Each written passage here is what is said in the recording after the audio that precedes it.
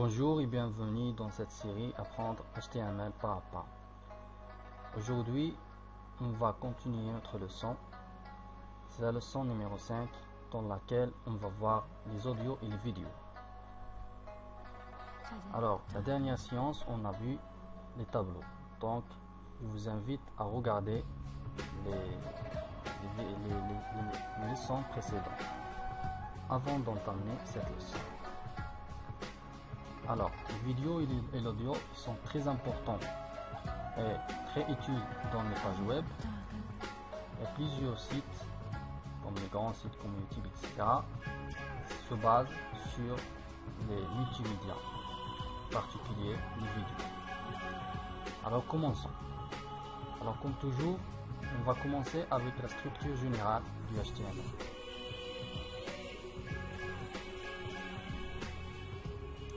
Alors, la balise HTML et à l'intérieur, la balise head et body.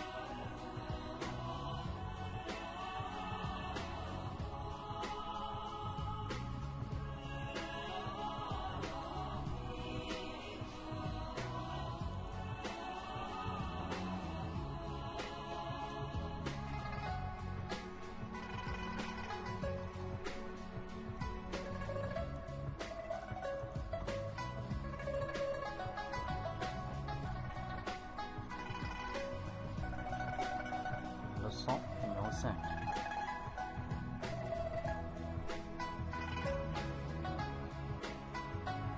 Alors commençons avec les audios. Alors, je vais mettre un titre avec la balise H1 pour les audios. Alors, pour inclure un fichier audio dans une page web, alors avec HTML5, on utilise la balise audio avec l'attribut contrôle, un attribut sans valeur si on veut afficher les boutons play, volume, etc.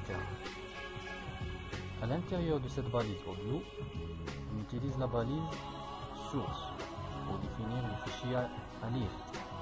Alors source, c'est une balise qui a deux attributs. Il y a l'attribut C et il y a l'attribut type. Donc type pour définir le type de fichier. Par exemple, on va travailler avec un fichier MP3. Donc je mets dans la valeur audio MP3. J'ai un fichier qui s'appelle course.mp3.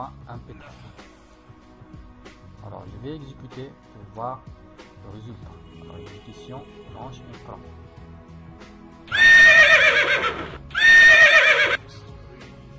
Maintenant, avec la vidéo.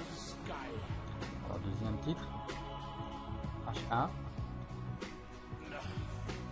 Ça, c'est pas obligatoire, seulement pour organiser notre travail. Donc, H1, vidéo.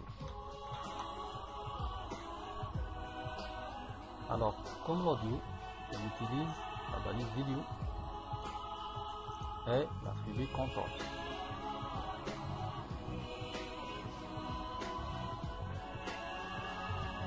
À l'intérieur, on a aussi la balise source qui a les attributs SRC et type. La même chose pour vous. Donc on a un fichier qui s'appelle movie.mp4.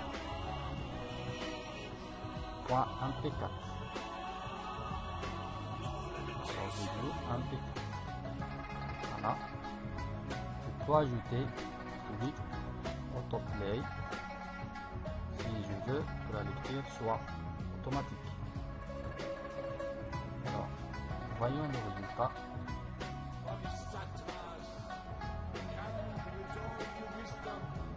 Je vais faire ça.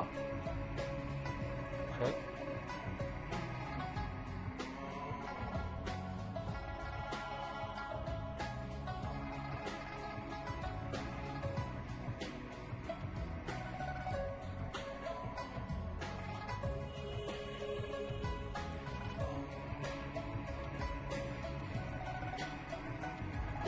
C'est ça la balise pour inclure un fichier vidéo.